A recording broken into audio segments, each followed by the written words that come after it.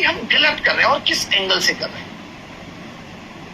आज ये एजेंसी, आप तो ये कह देंगे सीजीएल का एग्जाम होने के बाद अब कुछ नहीं हो सकता, अब जो गलत हो गया अगले साल ठीक करेंगे, इस साल फिर लाखों लोगों की जिंदगी बर्बाद और हम सहते रहेंगे।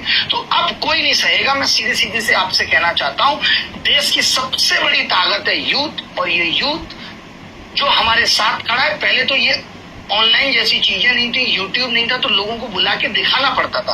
आज अगर मैं आ रहा हूं तो सरकार को पता है कि मेरे पीछे भी 30 लाख लोग बैठे हैं। आज अगर कोई और शिक्षक आ रहा है तो सरकार को पता है कि इसके पीछे भी करोड़ों बच्चे बैठे हैं, सबको पता है ये बात। तो हम शिक्षक पर्याप्त है इस लड़ाई को लड़ने के लिए। बस मैं विपक्ष के नेताओं से या पक्ष के उन नेताओं से जिनको भी लगता है कि इस पे आवाज उठनी चाहिए, उन सबको आमंत्रित करता हूं जंतर मंतर पे 6 अगस्त को।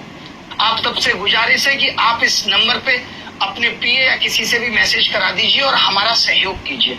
बहुत सारे लोगों को ये लगता होगा कि ये शिक्षक क्यों राजनीति कर रहे हैं। एकदम नहीं करनी है। क्यों ही राजनीति करेंगे? आपको पता है देश में ऐसे बड़े बड़े शिक्षक भी हैं जो आज कहीं से भी खड़े हो जाए तो निर्दलीय चुनाव जीत जाएंगे। हमें चुनाव नहीं जीतना है। और क्यों जीतना है चुनाव? आपको क्या लगता है? अब हम यहाँ के आगे बताएं कि हमारा जीवन कैसा है। जो एक नेता 45 से 50 साल लग जाते हैं पहुंचने में और अचीव करने में, यहाँ वो चीज हमारे यहाँ 21-21 साल की लड़कियां अचीव करके बैठी हैं। सोचिए कितने दुख की बात है। एक आप अगर ये सोच रहे हैं कि विधायक और एमपी बनेगा, तो हमारे यहाँ 22-22 साल के शिक्षक उससे बहुत आगे निकल के बैठे हैं। ये बहुत बड़ी बात है। कोई ये ना सोचे कि हमें राजनीति करनी, बिल्कुल नहीं करनी। क्यों करनी है राजनीति? बहुत गंदी चीज है। बट हम इस राजनीति को सुधारना चाहते हैं। हम वो गलती नहीं करना चाहते जो केजरीवाल साहब ने की, कि राजनीति करने चले गए और खुद ही उस दलदल में फंस गए, क्योंकि ये बहुत बड़ा मोह है। हमें इसमें नहीं फंसना। और क्यों फंसना है? हमें तो अभी कोई और विकल्प भी नजर नहीं आता जो देश को सही तरीके से लीड कर सके। हम तो जो मोदी जी की खामियां हैं सिर्फ उन पे सवाल उठाना चाहते हैं। और इसलिए उठाना चाहते हैं क्योंकि हर कोई ये कह देता है मोदी जी के नेतृत्व में देश आगे बढ़ रहा है। तो देश अगर पीछे जा रहा है तो यहाँ फिर किस नेतृत्व की कमी है? गलत है कुछ? बताओ भाई, अगर गलत बोल रहा हूं तो आप बताओ। तो ये लड़ाई एसएससी की तो इतनी है कि जब तक एडुकेटी नहीं हटेगी हम आवाज उठाते रहेंगे। अभी नॉर्मली आए हैं, अभी प्रूफ इकट्ठा कर रहे हैं, सीधे पीआईएल लगाएंगे कि जी इस तरीके से ये एजेंसियां जैसे सारे सॉलिड प्रूफ होंगे किस तरीके से घोटाला और घपला कर रही है, हटाना पड़ेगा। पूरा सिस्टम रुक जाएगा। हम नहीं चाहते कि बच्चों का एग्जाम रुके, सिस्टम रुके। इसीलिए अभी कहना चाहते हैं कि आप बता दो कि आप कैसे सुधार करोगे। आप इस बात की गारंटी दे दो कि कैसे सुधार करेंगे। एसएससी के ऊपर लानत है कि उसने ये तक नहीं चेक किया कि एडुकेटी के पास सेंटर्स कैसे हैं। वो कहते हैं कि वो लोग वादा करके गए थे कि उनके पास अच्छे सेंटर्स हैं, और वादा ये था कि आपका एग्जाम कराएंगे जहां बाहर भैंस रेंग रही होगी, ऊपर डीजे चल रहा होगा, बाहर साड़ियां सूख रही हैं, कपड़े सूख रहे हैं। सर मानी चाहिए, एसएससी को सर मानी चाहिए। और एसएससी के चेयरमैन साहब ऐसे लोगों का आके बचाव कर रहे हैं। चेयरमैन साहब आपसे ये उम्मीद नहीं थी। आप भी हमारे साथ आके बैठिए जंतर मंतर पे 6 तारीख को, और आप भी बताइए कि कैसे ये कंपनी सिस्टम में आई है। गुजारिश करता हूं, आपके रिटायरमेंट का वक्त है, अब और मत करिए सेवा, मत दीजिए देश को सेवा। अब वक्त आपको इस देश के यूथ के साथ खड़े होने की है।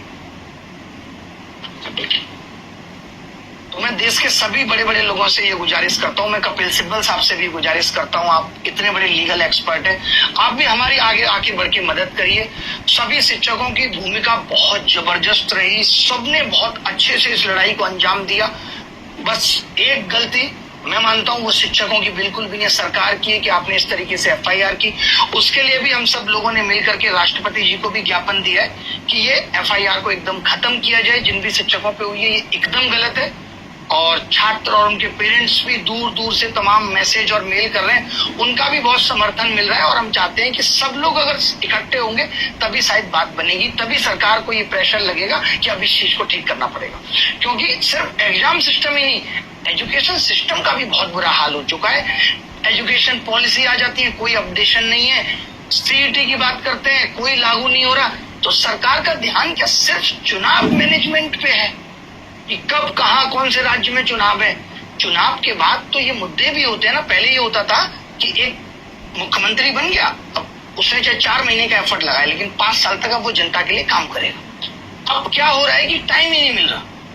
मोदी जी को जिम्मेदारी है देश जिताना है, बिहार जिताना है, यूपी जिताना है, एमपी जिताना है। इसमें तो बच्चों का जीवन पूरा निकल जाएगा, बूढ़े हो जाएंगे वो आप जिताने में ही लगे रहे। तो थोड़ा सा देश के यूथ के बारे में भी सोचिए, जो आपने वादे किए थे उनके बारे में भी सोचिए।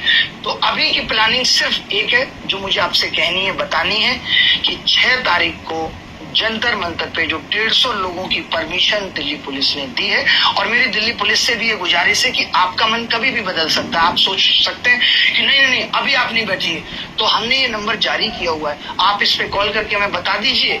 ऐसा मत करिएगा कि वहां बुला के आप अपनी लाठियां तैयार रखें कि हम लाठियां देंगे, ये एकदम सही तरीका नहीं है। ऊपर वाला देख रहा है, मैं बता दूं आपको, और कल को आपका बच्चा भी उसी सिस्टम का शिकार होगा, बेरोजगार रह जाएगा, और फिर आप कहेंगे कोई बात नहीं बेटा, मैं भी भ्रष्टाचार से तेरे लिए पैसा जोड़ के दूंगा, तू चिंता मत कर। वो क्या करेगा आगे, उसके पास कोई और ऑप्शन नहीं होगा। तो अगली वाली पीढ़ी का भी ध्यान कर लीजिएगा। तो 150 लोगों को पुलिस ने बोला है, डीसीपी ने बोला है कि आप बैठिए। उस 150 लोगों में हमने फिर से गुजारिश की